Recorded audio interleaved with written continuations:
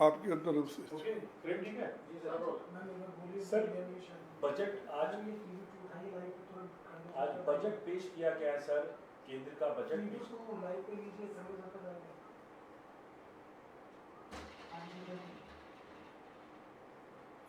Sir budget पेश किया गया है सर, क्या कहेंगे आप, बजट को किस तरीके से देखते हैं? ये देखो, ये बजट पहला तो बहुत निराशजनक बजट है। दूसरा, ये अपना सिंहासन बचाने के लिए ये बजट किया गया है।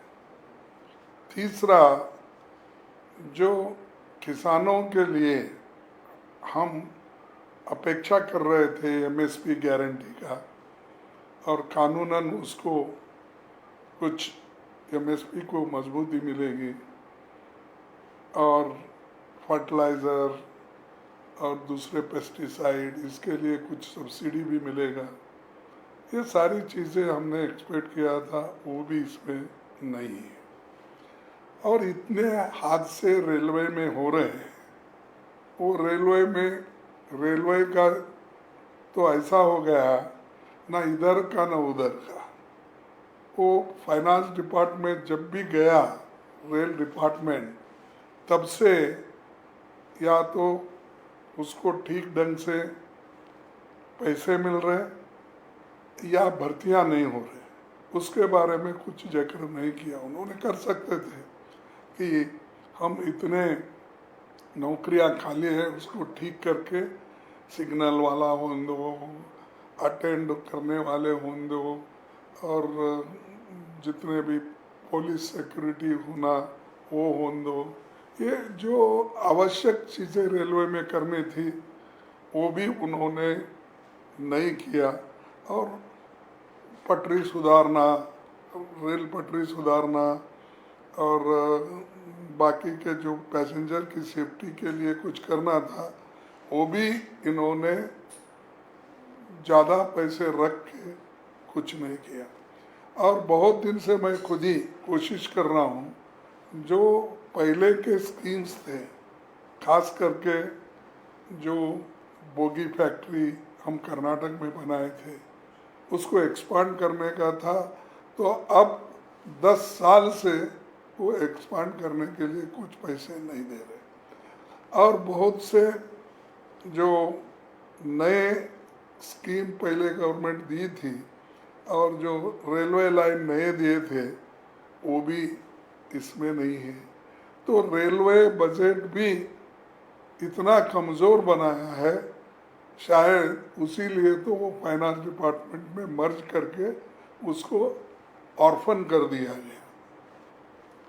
चौथा, इतना बाढ़ देश में हर जगह, हिमाचल हो और उत्तराखंड हो, यूपी हो, बिहार हो और हमारे कर्नाटक में हो और केरला में हो, हर जगह, और इवन महाराष्ट्र हो, हर जगह ये बाढ़ आ रही है। तो बाढ़ के लिए स्पेशल स्टेप्स उन्होंने क्या लिया, कितने पैसे उसके लिए उन्होंने जाहिर किए, क्योंकि वो एनआरडीपी को स्पेशल पैसे देना पड़ता है। जितना बजट में रखते हैं उससे ज़्यादा आज नुकसान हुआ, लोगों का घर गए, मरे लोग बहुत हो गया। तो उसके बारे में भी उन्होंने ठोस कदम नहीं उठाया और उसके लिए उन्होंने कुछ दिया नहीं। फिर उसके बाद इनके बजट में एससी एसटी का नाम ही नहीं, या उनके लिए जो बजट पॉपुलेशन के लिहाज से रखने का था वो भी नहीं। दूसरों को तो बहुत बातें कहते हैं, मैं शायद इस बार एससी एसटी को जो एक स्पेशल कंपोनेंट के तहत अलग पैसे रख के देना था वो नहीं किए। शायद उनको गुस्सा होगा, क्योंकि इस बार दलित आदिवासी लोग ज़्यादा रुझान इंडिया गठबंधन के दिया है। तो इसीलिए वो गुस्से में वो गुस्सा निकालने के लिए, सबक सिखाने के लिए गरीबों को, दलितों को, पिछड़ों को और माइक्रोस्कोपिक बैकवर्ड्स को उन्होंने नज़रअंदाज किया है। फिर उसके बाद देश के किसानों की मांग तो थी, हमने पहले ही बोला, वो कानून तो दूर ही रह गई। और मिनिमम वेजेस की बढ़ोतरी के बारे में भी उन्होंने कुछ जिक्र नहीं किया। और ये बाकी के जो जातीय जनगणना का उसके लिए जो पैसे रखना था, वो निश्चित रूप से अगर बजट में ही रखे तो ही वो खर्च करके वो जाति जनगणना कर सकते हैं। घोषणा करने से नहीं होता। जाति जनगणना करने के लिए जितना अमाउंट रखना था उसका भी उन्होंने कुछ जिक्र नहीं किया। युवाओं की मांग थी जो पक्की सरकारी नौकरी का प्राइवेट सेक्टर में और दूसरे सेक्टरों में, और हम भी वायदा किया था। वो एक प्रोग्राम वो कॉपी कर लिए है, उसको दूसरा नाम उन्होंने दिया क्या, इंटर्नशिप। तो हम ये तो उससे ज़्यादा पैसा देकर वो स्कीम को बनाना चाहते थे। तो हमारा एक कट एंड पेस्ट बोलते ना, तो वो उन्होंने किया है। तो सारे देश महंगाई से तड़प रहा है, उसके लिए क्या स्टेप आप उठाने वाले हैं, क्या कदम उठाएंगे वो कंट्रोल करने के लिए, उसका कोई जिक्र इसमें डिटेल तरीके से आपने नहीं कहा। और ऐसा लग रहा है कि मध्यम वर्ग से भी वो दुश्मनी ले रहे। अब तक तो मध्यम वर्ग को कुछ ले देकर अपने साथ रखे थे, शायद उनके ऊपर भी गुस्सा है। वो मध्यम वर्ग को, गरीबों को, अति पिछड़ों को सब पीछे डाल दिया है। कुर्सी बचाने के लिए जो एक दो लोगों को खुश करना था वो उन्होंने अपने बजट में ओपनली दिखाया। लेकिन जो वो तो ठीक है, किसी को मिल रहा है तो ठीक, लेकिन जहाँ ज़रूरत है, मैं उदाहरण के तौर पर करता हूँ कि हमारा एरिया मोस्ट बैकवर्ड है, हैदराबाद, कल्याण कर्नाटका हैदराबाद, वहाँ पर उसको संविधान ने स्पेशल स्टेटस दिया है। वहाँ पर पैसे की ज़रूरत है, वहाँ पर पहले से हमको स्पेशल अमाउंट होना चाहिए, ये हमारे सरकार की मांग है वहाँ से। वो भी उन्होंने इसको निगलेक्ट किया, उसके बारे में कोई उन्होंने एक लफ्ज़ भी इसमें नहीं है। ये बजट देखने के बाद ऐसा लगा कि उन्होंने दो मित्रों को खुश करने को छोड़ के दूसरे किसी को भी 140 करोड़ जनता को उन्होंने अलग रखा और दो मित्रों को उन्होंने साथ लेकर कुर्सी बचाने का काम किया है।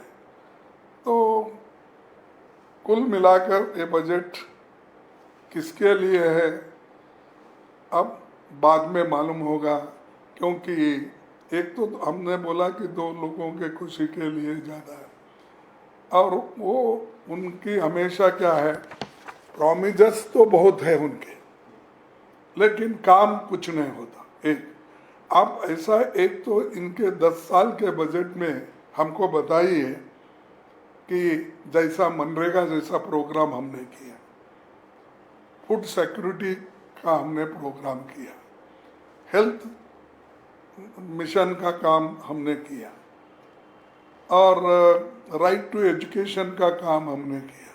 ये 10 साल में सारे जनता के लिए, बच्चों के लिए मिड डे मील स्कीम, ऐसी सारी चीज़ें हमने 10 साल में करके सारे जनता को समान दृष्टि से हमने किया। आप ऐसा बताओ आप किसको, लास्ट टाइम इन्होंने करोड़ों मकान बनाने का आश्वासन दिया, आवास बना, उसमें अभी भी 50% भी नहीं हुआ।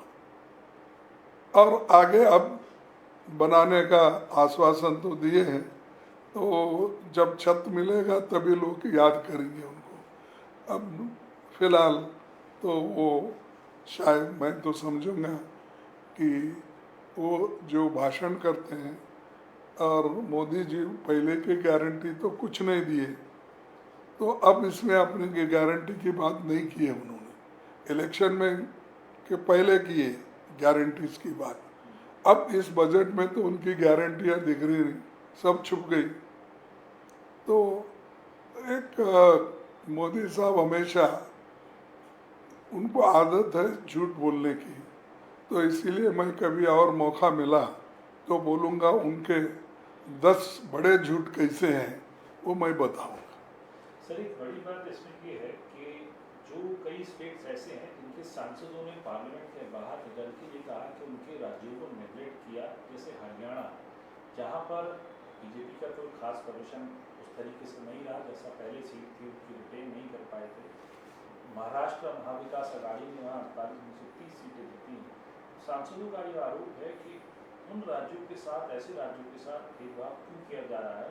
जैसा आपने कहा कि किसी राज्य को जो मिलता है वो दीजिए, लेकिन इनका कोई नाम नहीं लिया गया। पंजाब ऐसा जो है राज्य शामिल है जहाँ पर नाम नहीं लिया गया। इनमें से महाराष्ट्र और हरियाणा में तो अभी असेंबली के चुनाव है। ये देखिए, मैं कह रहा हूँ मन मर्जी वो बनाए हैं। तमिलनाडु को निगलेक्ट किया, केरला को निगलेक्ट किया, कर्नाटक को निगलेक्ट किया, और आंध्रा, खैर मैं बोला वो कुर्सी के हिसाब से चल रहा है। और तीसरी चीज, हरियाणा नहीं, पंजाब नहीं, और इवन छत्तीसगढ़ के लिए जो आदिवासियों का एरिया बहुत बड़ा है, राजस्थान है, महाराष्ट्र है, और मध्य प्रदेश भी है। और मध्य प्रदेश तो उन्हीं का गवर्नमेंट है। तो लेकिन जहाँ उनको ज़रूरत है उस जगह वो इस बार उतना ही कर लिए हैं। उन्होंने सारे प्लीज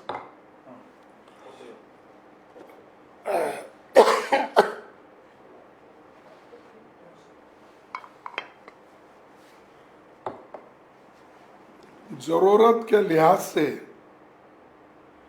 बजट आवंटन नहीं हुआ। अपने कुर्सी संभालने के लिए जहाँ जहाँ जरूरी है उतना किए उन्होंने। तो इसीलिए सब एमपीज नाराज हैं और वो चाहते हैं कि इस बजट में हमको कुछ नहीं।